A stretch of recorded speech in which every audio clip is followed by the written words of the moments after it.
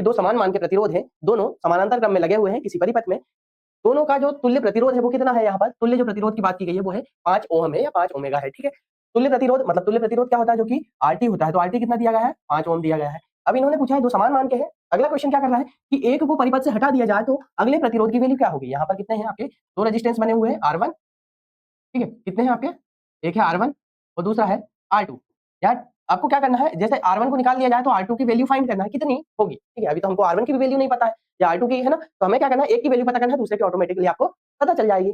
कहें किस तरह से परिपथ बनेगा उसे समझ लेते हैं। तो देखिए, इस तरह से आपका कुछ परिपथ बनने वाला है। ये हमने लगा दिया क्या? पैरेलल में, ठीक है? ये जो दो रेजिस्टेंस है इसे मैं बोल देता हूँ R1 और इसे बोल देता हूँ R2। अब यहाँ पर जो तुल्य प्रतिरोध या फिर हम जिसे बोलते हैं RT या समतुल्य प्रतिरोध बताया गया है, वो कितना बताया गया है? क्वेश्चन में आपको दिख रहा है। तो ये बताया गया है आपको 5 ओमेगा या 5 ओम बताया गया है, ठीक है?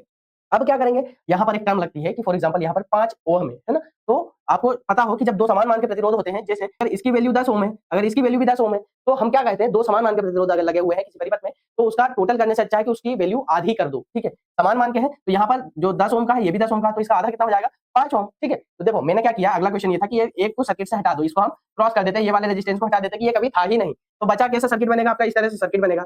तो इसकी वैल्यू जो होगी, R1 की वैल्यू होगी या R2 की वैल्यू होगी, वो कितनी? एक कोई सा भी हटा दो, R1 हटा दो या R2 हटा दो आप, तो उसकी वैल्यू कितनी रहेगी?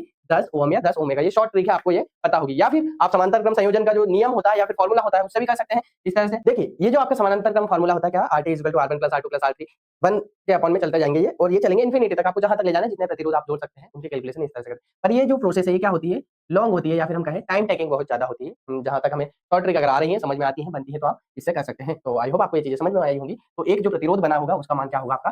10 ओम होगा, ठीक है? वीडियो अच्छा लगा होगा तो वीडियो को लाइक करेंगे, चैनल को पहली बार विजिट करें तो चैनल को सब्सक्राइब करेंगे। थैंक्स फॉर वॉचिंग, मिलते हैं अगले वीडियो।